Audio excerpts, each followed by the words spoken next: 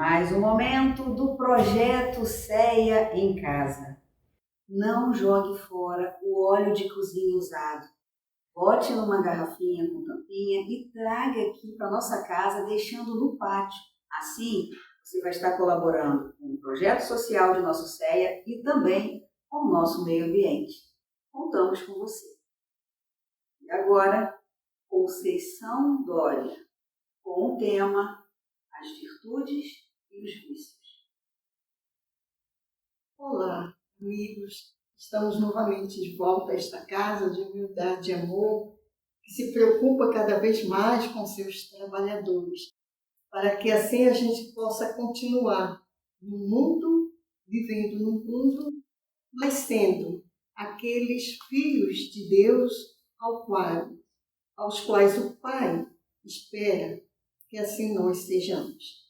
Homens de bem, na batalha e no seu labor, fazendo com que a gente possa cada vez mais assim, na medida do possível, se melhorar, fazermos homens de bem, apesar do atual momento em que nós vivemos na sociedade humana. E o nosso assunto de hoje, o escolhido, foram as virtudes e os vícios. Complicado, principalmente pelos momentos que a gente está vivenciando. E nós tiramos o assunto de hoje do Evangelho segundo o Espiritismo e do Livro dos Espíritos. Nós fomos no Evangelho, no capítulo 17, em que fala sede perfeito, que é o convite em que Kardec, assim, estudando um pouco mais as nossas atitudes morais, né, as nossas virtudes morais, ele assim colocou este capítulo no Evangelho segundo o Espiritismo. E nós trouxemos uma mensagem de François Nicolas Madeleine. Essa mensagem foi nos dada ou deixada para nós na cidade de Paris, no ano de 1863, em que fala, entre tantos assuntos nesse convite para que nós sejamos perfeitos, né, é sobre a virtude. Perfeito nós ainda não seremos nessa atual encarnação, mas a gente vai trabalhando gradualmente para que a gente, no final, a gente possa dizer assim como Paulo, que a gente venceu o bom combate, através das lutas, é claro. Porque ninguém trabalha a sua virtude, ninguém trabalha o seu interior sem que não haja a luta, né, vencendo a si mesmo. E a Madeleine, ela fala, em relação à virtude.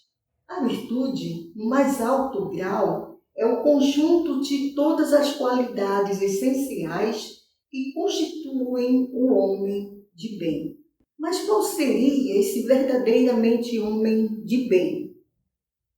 Todos aqueles que se vestem uma capa, querendo mostrar sua aparência de homem bom, de homem perfeito, onde por trás dele é aquele homem vicioso. E ela vai mais adiante e diz assim, ser bom, isso seria o verdadeiro homem de bem. Ser bom, caritativo, laborioso, sóbrio, modesto, são qualidades do homem virtuoso. Não é virtuoso aquele que faz ostentação da sua virtude, pois que lhe falta a qualidade principal, a modéstia. E tem um vício que mais se lhe opõe, o orgulho. E a gente está acostumada a escutar sempre, né? Sempre amigos, companheiros, que se enchem dizendo, não é? Eu fui humilde naquela situação. Em uma outra situação, eu sou humilde.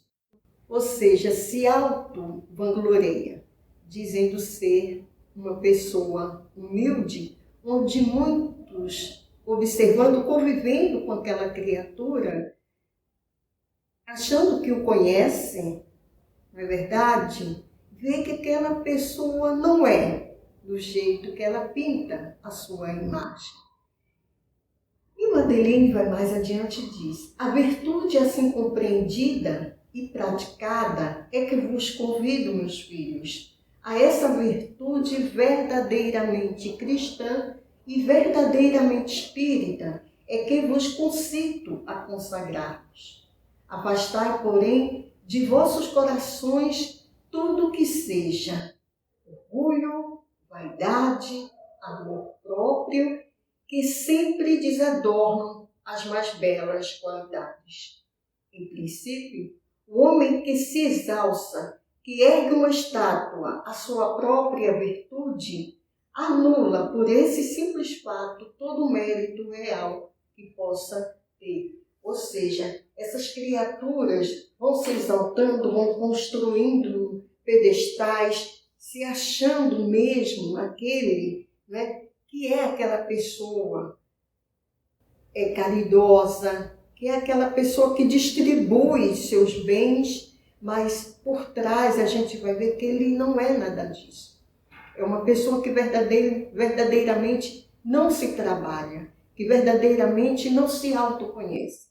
E a gente lembra em que o Livro dos Espíritos tem a pergunta 919, em que um sábio da humanidade, nosso irmão Santo Agostinho, que ele nos diz, para que a gente pudesse fazer sempre ao final de cada dia, né, o nosso exame de consciência. O que foi que eu fiz hoje de bem? Maltratei o meu irmão de caminhada? Para que a gente assim possa fazer um autoconhecimento de nós mesmos e ter uma esperança que no dia de amanhã possa ser melhor do que o que foi aquele dia anterior, assim podendo refazer aquilo que não conseguimos fazer de melhor e de bem para o próximo, para aquele irmão que está conosco na nossa caminhada. E em falando em virtudes e os vícios, na pergunta 780 do Livro dos Espíritos, Kardec assim fez aos espíritos da codificação. O progresso moral acompanha sempre o progresso intelectual? Existem dois tipos de progresso, o intelectual e moral, porém, eles não marcham lado a lado. Por quê? Ou a gente desenvolve numa encarnação o lado intelectual, ou a gente desenvolve o lado moral. Seria melhor se a gente pudesse trabalhar os dois paralelamente, desenvolvendo o intelectual e o moral. Mas na atual consequência em que nós vivemos, nós trabalhamos muito mais o lado intelectual, deixando a moral um pouco mais aquém, para que a gente assim possa sobrepor muito mais, né, a nossa moralidade, por causa dos interesses materiais, por causa dos interesses mundanos. O desenvolvimento intelectual aumenta a responsabilidade dos nossos atos. Quem sabe não tem mais o atenuante da ignorância, e é uma luta diária que nós devemos fazer. É uma luta constante que nós temos que trabalhar, né, para que assim a gente possa conquistar essas virtudes, né, para que a gente possa assim, conquistar essa tão falada propagandada moral.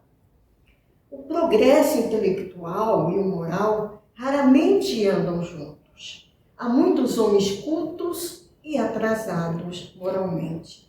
A inteligência e a cultura não garantem estatura moral.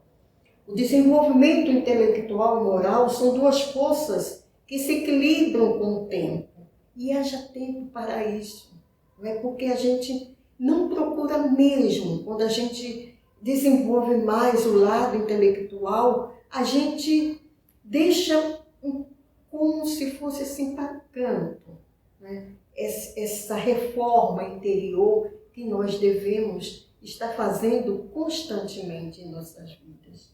Feliz é daquele religioso que já tem como base como início de um trabalho dessa sua moralidade, porque é nela onde lá ele encontra, né, o caminho para que assim possa se melhorar moralmente. A evolução é uma imposição psíquica, é uma lei natural. O progresso do espírito humano e, por consequência, o da humanidade é inexorável. O progresso é individual, porém, ninguém progride sozinho. Todos nós precisamos sempre caminhar lado a lado dos nossos amigos, principalmente, e muito mais dos nossos familiares, porque é lá que nós desenvolvemos a nossa caminhada espiritual.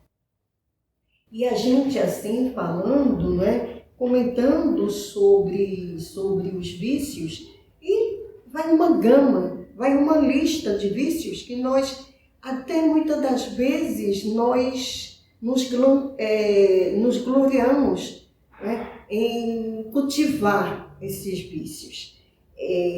Às vezes a gente costuma escutar quando um irmão é chamado à atenção de algo em que ele fala, em que ele faz, que não caiu bem, aí vem aquela síndrome de Gabriela, não é? Eu nasci assim, eu cresci assim, eu vou ser sempre assim. Ou seja, esforço nenhum ele faz para assim fazer, por onde melhorar. E aí vai a inveja, vai a vaidade, o ciúme, o orgulho, a avareza, a agressividade, que é grande atualmente, no momento atual complicado que nós estamos vivendo, a ociosidade, né? E aí vai, são vários, é uma lista enorme que a gente teria aqui em ter que comentar.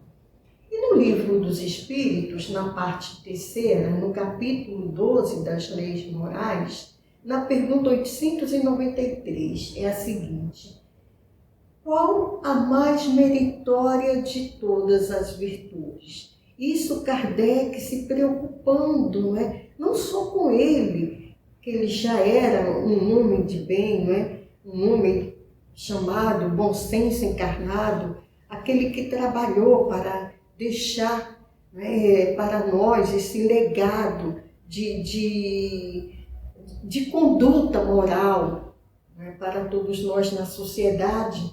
Ele preocupado com as nossas virtudes, ele fez essa pergunta: qual a mais meritória de todas as virtudes? E os espíritos assim responderam: todas as virtudes têm o seu mérito, porque todas são indícios de progresso no caminho do bem. Porque foi para isso que nós reencarnamos. Nós reencarnamos para evoluir. A virtude, sempre que há resistência voluntária ao arrastamento das más tendências. Porque o verdadeiro homem de bem é aquele que se esforça para vencer as suas más inclinações. Mas tua sublimidade da virtude consiste no sacrifício do interesse pessoal para o bem do próximo, sem segunda intenção. A mais meritória é aquela que se baseia na caridade mais desinteressada. Então, quando a gente fala em virtude, não é complicado a gente trabalhar dentro de nós. A gente, outro dia, assistindo a uma palestra do nosso irmão Raul Teixeira, no programa Transição, há 10 anos atrás, em que ele falava tão fácil como a gente pode trabalhar essa virtude que está dentro de nós. Por que dá tanto trabalho em a gente querer ser bom? Ele estava falando em que a pessoa que ajuda um deficiente físico a atravessar a rua, ele é um verdadeiro homem de bem, ele já está trabalhando dentro de si a virtude. Ele fala sobre aquela senhora que faz aquela comida gostosa com carinho para os seus familiares, é uma pessoa de bem. aquela criança que cai na rua, ou que aquele que educa aquela criança, que quer um futuro melhor, é uma pessoa de bem. Ou seja, são pessoas que trabalham sem interesse nenhum pela sua moral. Na 894, Kardec faz novamente outra pergunta. Há pessoas que fazem o bem por impulso espontâneo, sem que tenham de lutar com nenhum sentimento contrário. Têm elas o mesmo mérito daquelas que têm de lutar contra a sua própria natureza e conseguem superá-la? Eis a resposta. Os que não têm de lutar é porque já realizaram o progresso, é porque eles já vêm, não é, dentro de si trabalhando essas virtudes. Lutaram anteriormente e venceram. É por isso que os bons sentimentos não lhes custam nenhum esforço e suas ações lhes parecem tão fáceis. O bem tornou-se para eles um hábito, ou seja, é dessas criaturas uma facilidade de fazer o bem, né? Então, são análises, né, que nós fazemos entre as virtudes e os nossos vícios, que estamos todos nós incluídos, né, nesse trabalho, nessa batalha. Ainda somos vaidosos, ainda somos orgulhosos, ainda somos avarentos, ainda somos prepotentes, né? E as falhas morais, né, quando a gente assim não trabalha, nos enfraquecem muito. A virtude precisa fazer parte da nossa vida. O importante na nossa vida é buscar sempre o bem, ou seja, sempre ser bom. Viver com virtudes é viver uma grande experiência. E toda virtude existe sempre um saber. E assim, meus irmãos, a virtude é a capacidade de fazermos escolha. Se eu não sei como, vou saber como escolher, né? E a gente tem, assim, na nossa sociedade, uma gama de oportunidades. Existem várias religiões no planeta Terra, onde amigos, também preocupados com a melhora e o bem-estar deles, também assim nos ensinam, nos orientam. É só a gente querer, é só a gente sair do nosso comodismo e trabalhar dentro de nós. No primeiro instante pode ser difícil, mas vamos começar pelo difícil, que mais tarde tudo será mais fácil. Obrigada, essa casa de humildade e amor. Obrigada, Francisco de Assis, o protetor espiritual desta casa. Trabalhe por todos nós, fazendo com que assim nós possamos vencer a nós mesmos, que é a nossa grande luta. Vencer a nossa vaidade, o nosso orgulho, a avareza, a preguiça e ir em frente. Que assim seja, graças a Deus.